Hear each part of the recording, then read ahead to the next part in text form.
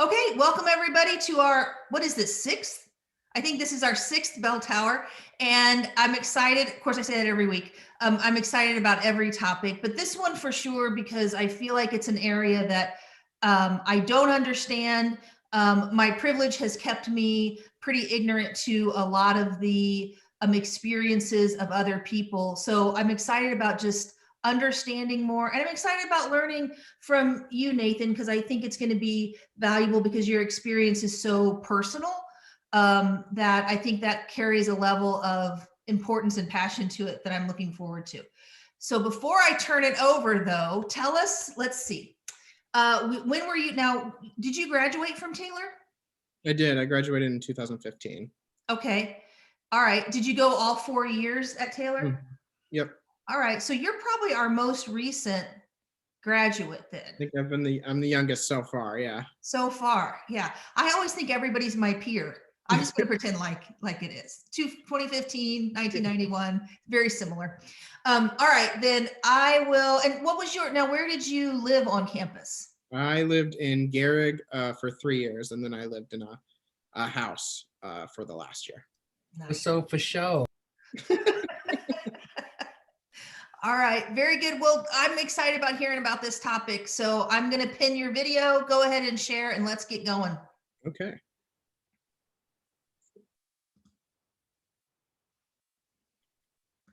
All right. Can you see my screen now? I sure can. Okay. I just want to make sure. I haven't done this in so long. Sorry. Oop. Doing great. Okay. Sorry about that. All right. So today we're going to be talking about the cost of disabilities, and we're going to be talking about through the lens in which I have schizophrenia and I am a socialist. And so before we get started, I want to just kind of briefly talk about schizophrenia. Schizophrenia is a mental illness that a lot of people have heard of. It's not super common, but not very uncommon either. It affects about 1 in 100. It has, some of the symptoms are auditory hallucinations, along with all other forms of hallucinations, and delusions, which is just like false perceptions of reality. This is one of the most severe mental illnesses typically, and which most people are left unable to achieve a lot of just standard parts of life, like relationships, sometimes having trouble maintaining just friendships in the workforce, and that type of stuff. So we're going to be talking about some of these very broadly, and then I'm going to give you a couple like very specific anecdotal experiences that I've had as what like my illness has cost me as being a disabled person. So, and we'll try to keep this kind of short because I want to save enough time to like answer even schizophrenia questions. It doesn't always have to be about the same stuff. So within the theory of disability, there's 2 primary modes of thinking about it. This is the medical model, which I would equate to kind of the capitalist perspective of disability.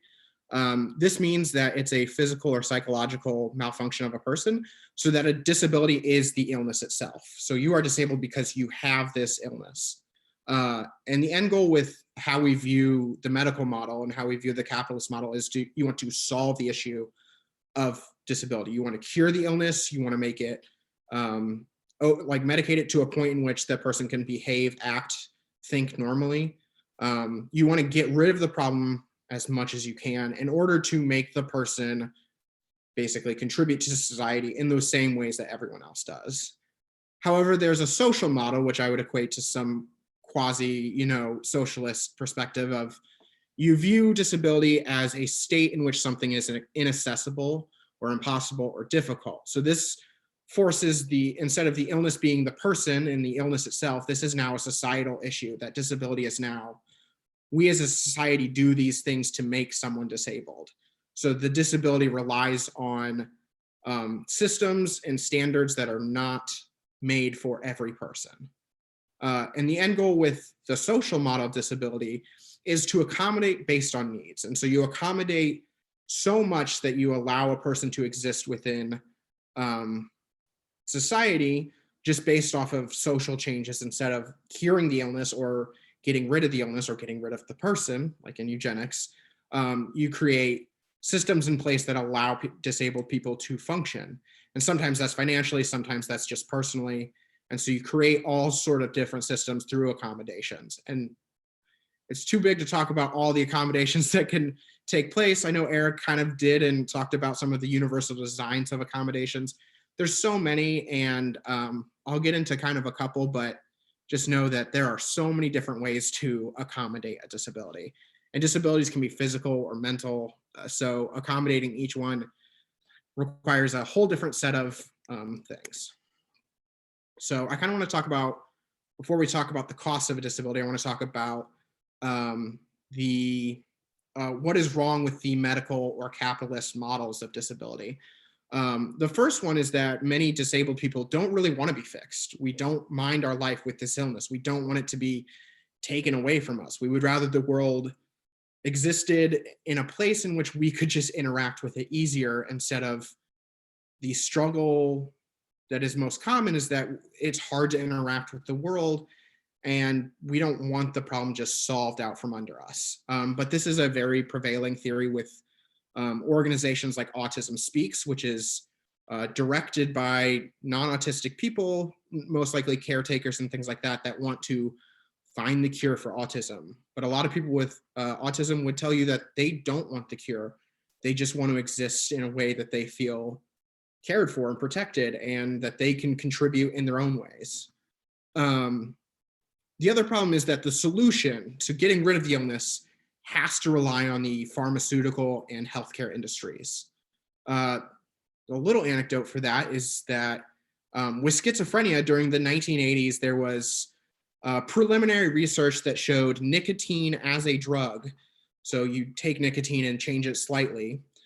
Nicotine could be an effective, low risk and low side effect way to treat schizophrenia, which sounds so weird that you derived something from smoking and took it into a solution. But this drug never made it through trials or anything, because it was viewed as too expensive to test, and that there was not a big enough,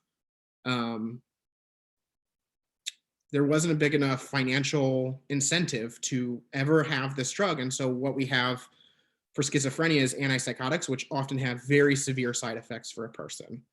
And so a solution could have been this nicotine drug. And because the healthcare system and the pharmaceutical industry didn't want to put in the money to have the research, we just don't have that probably better solution to the problem. And so when you rely on pharmaceutical and healthcare industries, you rely on people that probably do not have the greatest perspective on what a disability is and how medications really do impact a person.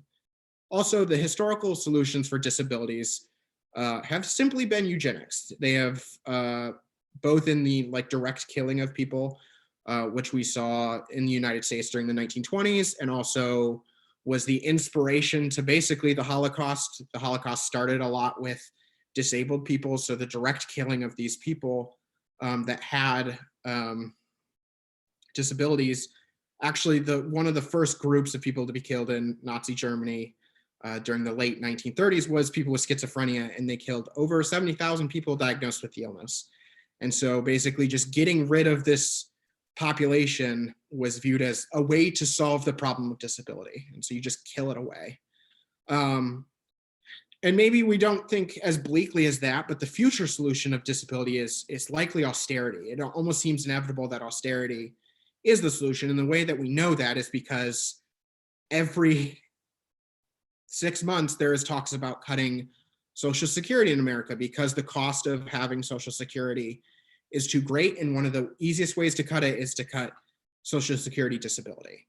That's a way to lower the cost for the country, and all that you have to do is make disabled people basically inherently financially suffering in life. And that is not a method that is out of bounds, because it has been talked about and suggested multiple times throughout history. So as a person with disability, it's very scary to view that history, because we view that as a very big possibility that that is going to be the future, as austerity is certain measurements that there will be no financial protections, or even no maybe legal protections for people with disability. We will be left to just suffer. So those are some of the big problems, and there's a lot of minutia, but there's other problems, and we're going to talk about some of those. Sorry. And those are the costs of disability. So what is it like to just have a disability? And I'm going to give a bunch on screen. There's a bunch of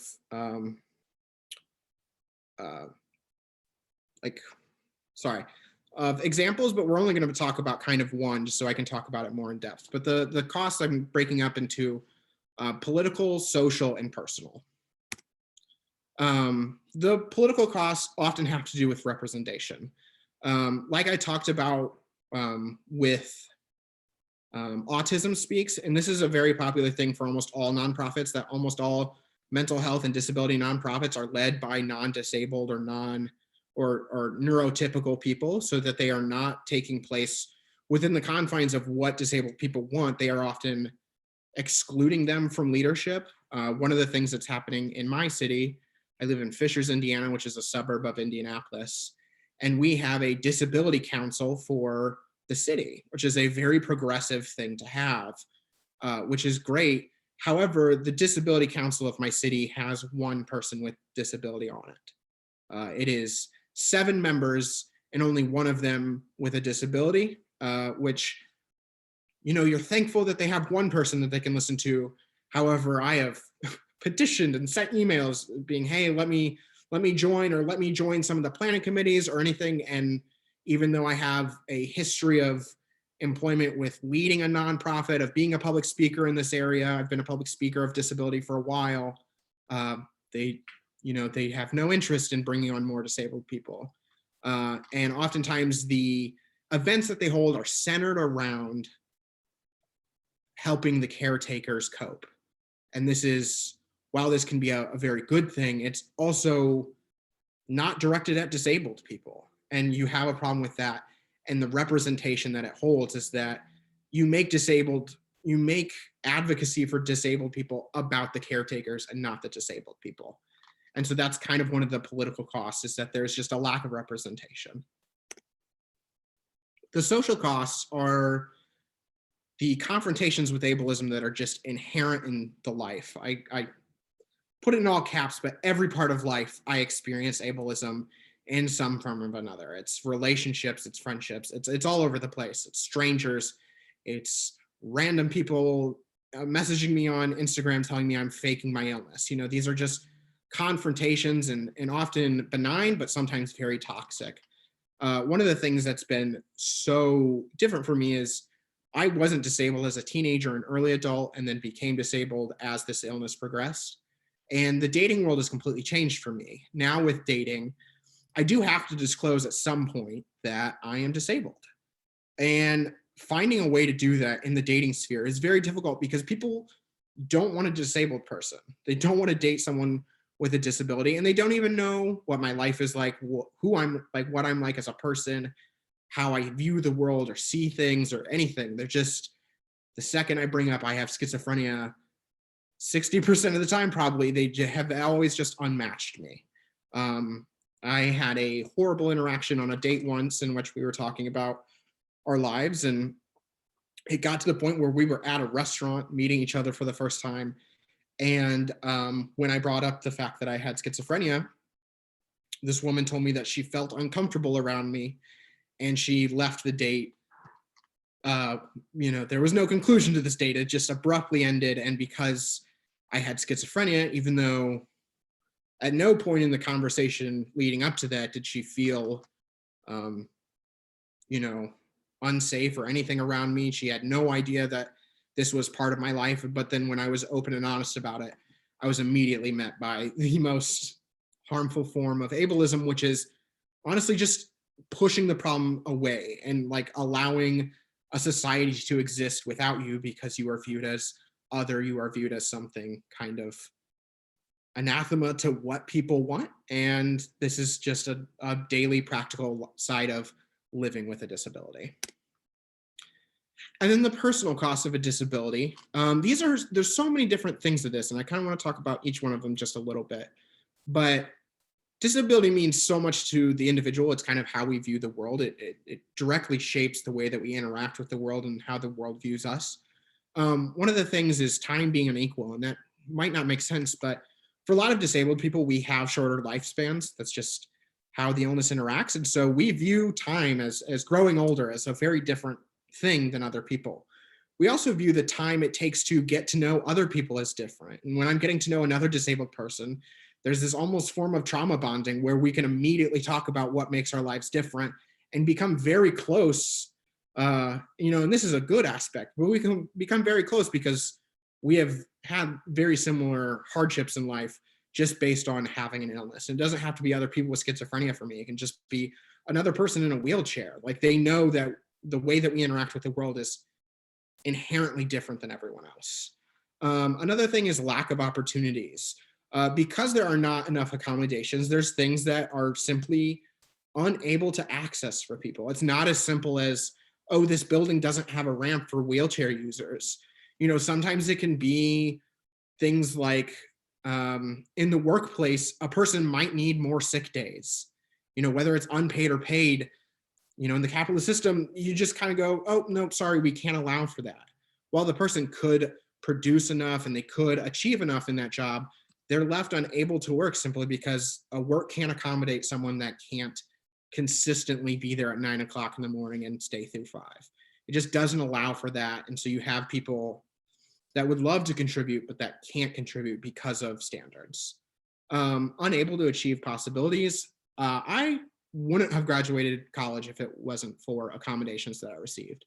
I had several accommodations, but one of the biggest ones was during my senior year, I was given oral exams for certain classes instead of written exams or instead of essays, in which I almost treated it like a doctoral defense, that I went in and I had an hour and a half or an hour of questions asked to me about the topic that I was researching in history. Because I knew the information, I could get it out of my head, but I failed to lack the organizational skills to write the paper. While I knew the topic, I could prove that I knew the topic. I was just as informed as every other student in the class. I simply wasn't able to produce the same thing that everyone else was able to. And my professors worked with me, and that's the reason I graduated college. That's the reason I have a degree, is because I was given the opportunity to show that I had the same knowledge and the same worth as all the other students. It just meant that I had to do it in a different fashion. And then the other part of it is that with disability, there's often forced poverty. With taking disability, you're left with basically the choice of taking disability or you have to be in the workforce. And because in the United States, insurance is often matched with your job, I have to look for specific jobs that have specific types of insurances that allow for my medical care. And if those don't align, it leaves me unable to work because I can't afford things. I can't afford my medications. I can't afford these types of things. And while I was in college, I actually had, or in young adulthood too, I had a couple years where I took medication that was not right for me. I knew it wasn't right for me. It wasn't as good as the previous medication was, but that previous medication was $900 a month for a prescription. And I felt guilty taking that. I felt that I was being financially irresponsible by taking this medication. So I chose to take medication that made my life worse simply because it saved me money. And that is not a unique situation. That is a thing in which disabled people are constantly met with that type of thing. So those are all things that are kind of paired with the medical model and viewing myself as a disabled person simply because of schizophrenia and a capitalist mindset. So what are the socialist and the social model solutions to this? Some of these are very broad things that you would obviously understand. Universal healthcare, things like non-medical healthcare, of viewing things as important to a person's well-being, things like being outside, exercise, things that should be easily accessible or should be incentivized, or in some way we have to view these things, because things like type 2 diabetes is a growing and expanding thing that is going to disable more and more people over time. And yet the solutions to it are things that have to do with diet. And so we need to have solutions on how can we be better about helping people with diet? How do we make a system in which we don't just rely on individual choices, we rely on the social systems around a person in order to be able to help them? Inclusivity by design. Like with academics, that involves the my oral exams. That was a design thing that allowed me to be included within all the other graduates of the system. If it wouldn't have been for that, I couldn't have graduated. This is something I was thinking about a lot, is that the system we have now, the capitalist system, is designed for productivity. It's designed to make as much money, to make as much capital as possible. But if we had a system that was designed on contributions, a person like me could contribute to the system in a myriad of ways that I'm unable to because of productivity standards, unable to hold a standard job, but there is so much more that I can contribute. But I'm simply left out of the system most of the time because I don't meet the standards in place. One of the prevailing Marxist theories of this is to each according to his need, in which we view society as something that we all contribute to, and that the benefits of society, that all of these contributions means that we all get our needs met. Things like housing, food, these all have to do with disability, and that we need to view taking care of each other as things that we do based on need. So really, more than anything, the one kind of like thing I want to leave with is that the medical model makes me the problem. I'm the problem with the system. And really, more than anything, is I'm not a problem to fix. I don't want to be fixed. I want my existence to be easier, but I don't want to be viewed as the thing that's holding everything back. And the way that we view disability now, the medical model, the capitalism, simply doesn't allow for a solution.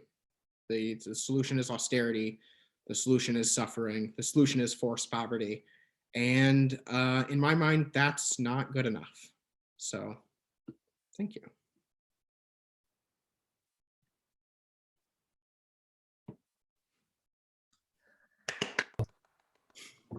That was excellent. That was excellent. Excellent. Eric, I'd love to hear your take on that because you've addressed some of those things earlier. Yeah, no, everything he's saying, I think everything you were saying is very aligned with my line of work in universal design for learning. Like, I'm homing in specifically on the academic portion of that and how we're designing for the average. We need to design for variability, so when students are struggling, instead of saying, you're struggling in my class because you're dyslexic, is saying you're struggling in my class because I haven't facilitated a learning experience that works for you.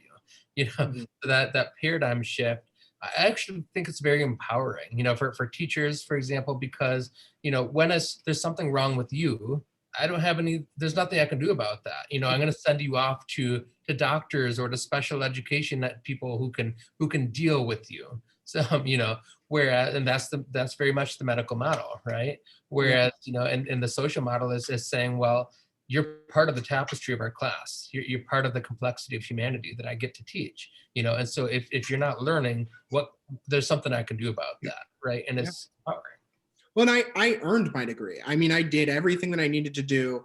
I just had to do it differently. And like viewing a student as capable, but maybe needing something slightly different, like has to be the solution, because I was more than capable. My professors said like, wow, this was very impressive. Like, this subject, but when it came to sitting down to write a paper, my thoughts couldn't work out enough that I couldn't have passed the class. And viewing disability in that same light in other areas outside of just academics could make for an entirely different way that disabled people interact with the world.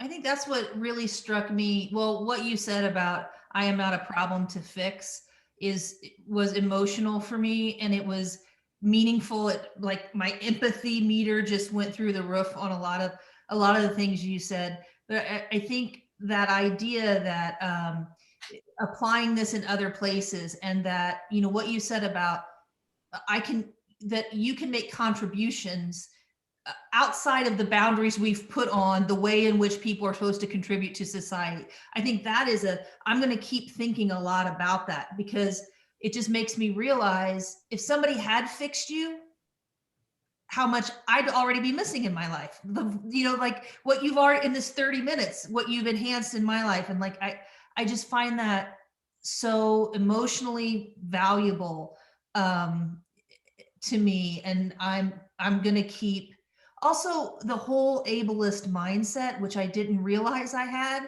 until recently, and how I'm trying to work on my language changing and different stuff like that. It's just, I'm so happy that you're out there talking about this stuff, Nathan, because I think it's so important.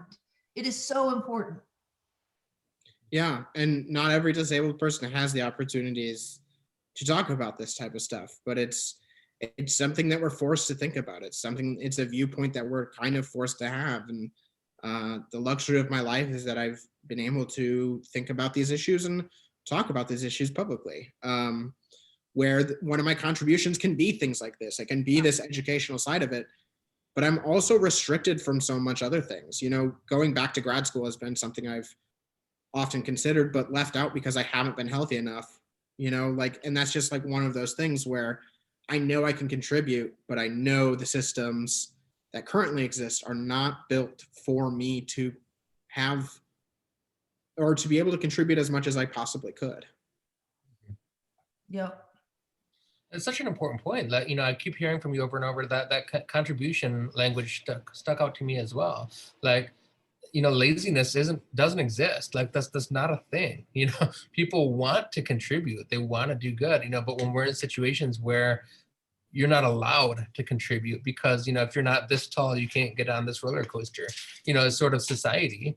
It means that we're shortchanged, and then it's insult to injury, because then it's like, oh, welfare baby, you're just like, you can't afford to work, like, that's sort of mindset that like we're benefiting from the fact that we're being excluded, is just the backslap on that one. Well, and a thing that is often not thought about is, welfare. A lot of people that are on these type of systems that I'm on can't go off of them because they can't afford it.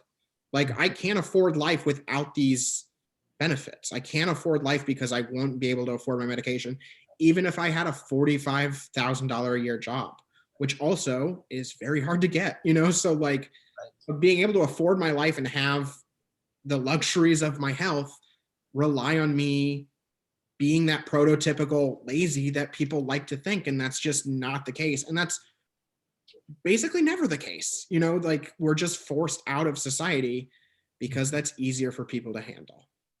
Isn't there some ridiculous threshold of almost poverty that you have to meet in order to be on disability, to get Social Security and all of that?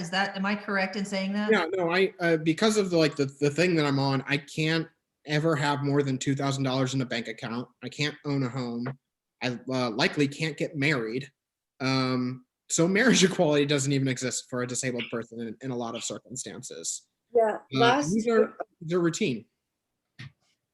Last year after my car accident, this is totally different kind of disability, but last year after my car accident, when I was trying to get back into daily routines after I was discharged from the hospital, I was trying to apply for Social Security. My friends put together a GoFundMe out of just because I was so screwed and I had nothing. And they raised, they raised almost $8,000 for me, which was amazing. So I had that to live off of for rent, groceries, emergencies, to Ubers if I needed to go to the pharmacy to pick up medication that the doctors going to give me prescriptions for, because I had no health insurance. I had none of this. I had none of this stuff. All of my financial security disappeared when my fiance died. And because I told the Social Security office that I had access to, at the time, about $7,000, I qualified for nothing, even though that money was as good as gone. I'm now down to about $300. And when that's gone, I'm screwed. It's incredible how difficult it is. And I can't find a job. And if I get a job that I get over, if I make over $1,400 a month, then I no longer qualify for disability. But wouldn't it be smart if I've got $1,400 a month? Well, I'm gonna ballpark that, like, as far as for where I live in the DMV, $1,400 a month does not get you very far when you consider rent, insurance, cell phone, utilities, groceries, all just like the normal day-to-day functions. Yeah. The normal and like car insurance, everything like that's more than $2,000 a month. So how am I supposed to apply for anything or get anything or find a job? So you're just running in circles trying to figure out what's the best solution and how do I get out of it? It's like, how hard do I have to prove to you that how much of an adult do I have to be to prove to you that I'm just trying to be an adult? Yeah. Well, and the social or the society solution to that is the medical model. It's the rely on that. And the solution that you got was that GoFundMe, which is mutual aid, which is the social thing. Social, The socialist solved to that problem, which has helped you. And that's kind of the prevailing thing is the only way to deal with this really is a socialist perspective. Yeah. So Great. It's a great talk, Nathan. I really appreciate it. I can't wait to get this uploaded so that I can share it with other people. I know, Eric, you probably feel the same way because you've got colleagues that wanted to learn about this too. So I'm going to be sharing this link widely. I think it's important for all of us. I really do. It matters. We're all part of this fabric, all part of this tapestry. And I do believe that we need to take care of each other. So is there any, our last thing, we're a little bit over on time, but leave us with, what do we do differently? What someone like me, what can I do differently to fix this? I mean, I think the two biggest things is the way that we view about solutions has to be a progressive model. It has to be something more than just Democrat, Republican. It has to be something that is way further than what the system is in place. And then also, I think a great thing that anyone can do that's on social media, which we all are and stuff, is if you can find a disabled activist to follow, if you can just hear what they have to say, listen to what they're putting out. I mean, I think that's just a huge, great step. I do a lot of my activism and advocacy, whatever you want to call it. I do it mostly on Instagram, but there's creators on Facebook, Twitter, whoever. And they're going to spout off about these issues too. It's a great thing to be able to listen to. And so there's so many people out there, and maybe just find a person that speaks to you, find a person that speaks to maybe an illness that a family member has or whatever. Make it as personal as possible because it's personal to people like me. Can you put your handles up somewhere where we can find them? I'll give them to Jean to put them on the YouTube video maybe, and then I'll drop them on Facebook for the group. Okay, thanks, man. Yeah, no problem. Thank you so much. You all were a little bit past time. Thank you for being here.